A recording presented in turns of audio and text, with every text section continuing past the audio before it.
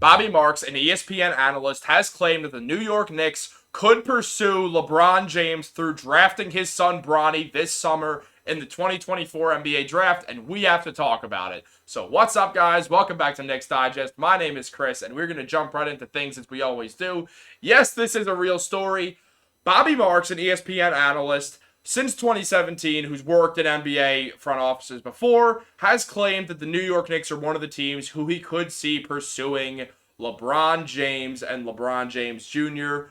by drafting Bronny in the NBA draft in 2024. When he was asked if teams would do this, this is what he had to say. He said it's hard for him to see top 10 teams doing it. For example, if you looked at Charlotte, would they pick Bronny just to get LeBron James in their building? Teams don't operate that way. They operate how their draft board dictates it. And then went on to say that what would be interesting is to see teams drafting in the 20s, certainly teams that have multiple picks, like the Indiana Pacers or the New York Knicks, before talking about how the Lakers could obviously pick Bronny if the Pelicans decide to defer that draft pick to 2025, which comes from the Anthony Davis trade. This is an absurd scenario, and because of that, we're going to talk about Bronny James a little bit at first, and just talk about how he could actually fit with the New York Knicks, especially if the Knicks are going to not have Emmanuel Quickley next season. So real quick, if we just look at Bronny's scouting report, he's got great court vision and a great feel for the game, with an elite level of understanding and elite basketball IQ. He's got a strong build, good quickness, good leaping ability. I mean, the bloodline is as good as it gets. You're LeBron James's kid. He can shoot the three very well and make plays off the bounce. Projects to be a better shooter than his dad. He has very deep range, as they said. He can already play above the rim and almost certainly is still growing and improving his athleticism. It's scary to think how good he can become over the next decade plus. He's got broad shoulders. He's very strong.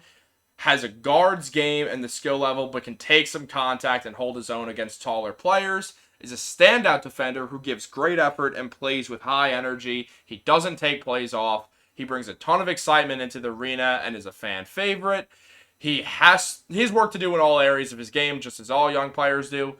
Can he develop lead guard skills is the main question. Look, Bronny James right now is 6'3". He's not as tall as his dad, who is 6'9".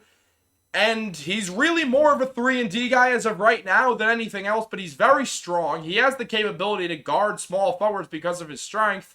He has incredible genes. So many things based in life are completely off of genetics alone.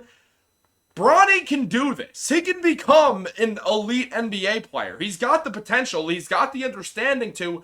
I think that the Knicks should take the shot on him regardless if they have the chance to draft him in the 20s of this season, because the potential for one thing, and also if you lose Emmanuel Quickley, you're going to want a combo guard in the backcourt who can play behind Jalen Brunson, and it seems like Bronny's going to be ready to play in the NBA pretty soon. If you look at the kid, he looks like he could pick me up and toss me across the room. By the way, I'm taller than him, but look at my arms and then look at Bronny James. The man is as jacked as his dad, because genetics and because that unbelievable will to get better. He has that drive. He just played his first game at USC. He's also a better shooter than his dad is. He's been compared to guys like DeAnthony Melton, Marcus Smart, Avery Bradley, people along those lines. And maybe he could turn into that. Maybe he could turn into something better. Right now, he's more of a combo guard. And that's what all those guys who I just named were. Guys who can play point guard, but also really fit better at that shooting guard and are maybe a little undersized. We don't know if Bronny's going to grow to 6'5", 6'6". Maybe he's an incredible athlete. I think it would be interesting to see the Knicks pick him. The Knicks like high potential guys. They've done this before. I could see them do it again. And also there is that connection with Leon Rose. If you don't know, LeBron's former agent when he made the decision was none other than Leon Rose. And he knows Rose and William Wesley pretty well, as seen in this photo right here, where there's LeBron, and then William Wesley, and then Leon Rose, and then I did not do my research well enough to figure out who that guy all the way to the left is. But you can tell this photo's a little old. Leon Rose and LeBron have actual hairlines, and that is no longer the case. Sorry, LeBron. I hope that didn't make you just not want to go to the Knicks. No, but in all seriousness, we've seen this whole thing before. We've done this song and dance many, many times. Generations of different people have done this dance, and now I'm the next one too.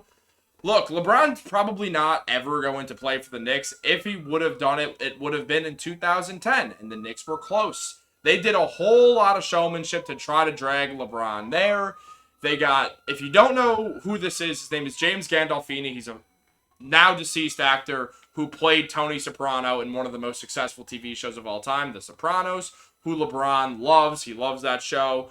The Knicks did everything they could, but there was a drawback to it. And we will get into all that. But look, LeBron could have came in 2018 also, and he didn't. So now the Knicks are in a situation where you have to hope the Lakers get bad because LeBron's not going to leave Anthony Davis, who theoretically is a better player than anyone on the New York Knicks, and the Lakers, where he loves playing for the Lakers. He loves living in LA. He's been spending his summers in LA since he was on the Miami Heat. The guy has had roots to LA for a while. Everyone always sort of knew that one day LeBron would find his way to the Lakers. It kind of felt like when he moved there and went to the Lakers, he was never really going to leave the team and just kind of ride off into the sunset on the Lakers. Maybe win another ring or two. He got that ring. Maybe he'll get another one. Who knows? It seems like he's got some time left. He wants to play with Bronny. He wants to play with his younger son, Bryce. We don't know how any of that is going to work. Maybe he's got a little bit of LeVar Ball syndrome going up in that head. But let's just take a look here. This is a report that said in 2018 LeBron was interested in the Knicks. But according to Lisa Robinson from Vanity Fair, James was set on heading to the Knicks, but Savannah James, his wife, preferred LA.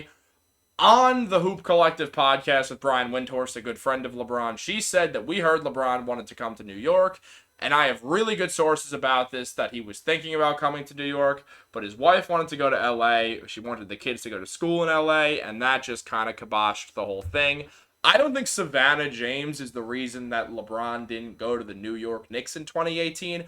I think it's that LeBron looked at the Lakers roster, said, oh, they have real good young players. I could trade them and get a superstar and fulfill a team around that and win a championship. And the Knicks have Damian Dotson and Kevin Knox. Can't get anything for them. And also Enes Kanter's on that team, and I don't like that guy. So, I don't know. We saw reports that LeBron may have had interest in New York. Those didn't really turn into anything. It felt like the real teams that had a chance in 2018 were the Lakers, Rockets, and 76ers outside of the Cavs. Went to the Lakers. That story ended. 2010 was the year for the Knicks to get LeBron, and they just did not do it. If you look here, the Knicks showed them a star-studded video. As I said, it had James Gandolfini, who played Tony Soprano, in the video. It also had Donald Trump, one of the more famous New Yorkers, and all of this did not really affect LeBron, though he was amused. He wasn't interested in Donald Trump because he found it to be a phony. I'm not getting political. We're going to move right past that. He got bad vibes. He liked seeing Robert De Niro. But LeBron got his biggest kick out of James Gandolfini. Tony effing Soprano was making him an offer he couldn't refuse. Money aside, New York really ticked many of LeBron's boxes. He loves MSG, and he loved the city itself and the many friends that he had in New York. But there was one issue, as I mentioned earlier. He was not impressed with James Dolan. And yes, it does come back to that. James Dolan still owns the Knicks. LeBron wasn't impressed with him when he was 25. LeBron is now 39 years old. Or about to be 39 years old in a few days. I don't think he's going to say, oh, well, now that I'm 41 and James Dolan's however old that James Dolan is, and he's more focused on the Vegas sphere, I guess I'll finally go to New York all of 16 years later in 2024, in 2026 or whatever, when I have half of a season left. I don't think it's going to happen. And I think all of us know that it's probably not going to happen. And I think a lot of you in the comments are going to say, Chris, why are you talking about this? I'm talking about this because it's fun, and I like to talk about Bronny James because I think he fits really well with the Knicks. And hey, if it could get the Knicks LeBron, it's not like LeBron's bad at basketball or anything. Take a look right here. This is both his career stats and his season stats. For the season, LeBron is averaging 25.7 rebounds and 6.6 assists. He's shooting 55% from the field and nearly 41% from deep, which would be one of the highest percentages on the New York Knicks. He also has a 25.0 PER. If you look at those career stats, the shooting numbers are better. And the rebound numbers are exactly the same. LeBron has not missed a step. He has not fallen off. He has not finished his prime. He has changed the way he plays basketball to continue being good. And I think if the Knicks were able to land LeBron through some sort of free agency and keep the core around them, then I think the Knicks would be good enough to win the NBA Finals.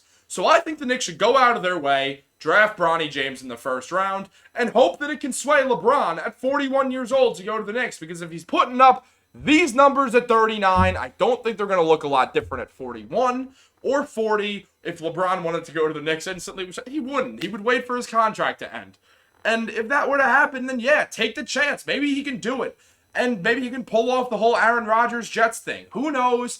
I say go for it. Is this very ridiculous? Yes, I understand. It's not the most serious video we've ever done. But I've had a lot of fun making it. Comment down below if you would want LeBron in his early 40s on the Knicks, if he shows he still got it. Tom Brady went to the Buccaneers. He did it in his mid-40s. Because when you do that, when you bring the GOAT into your team, people will follow. And the Knicks already have a good team around them. I think they are a superstar forward away from that. LeBron is still a superstar forward. Thank you guys for watching.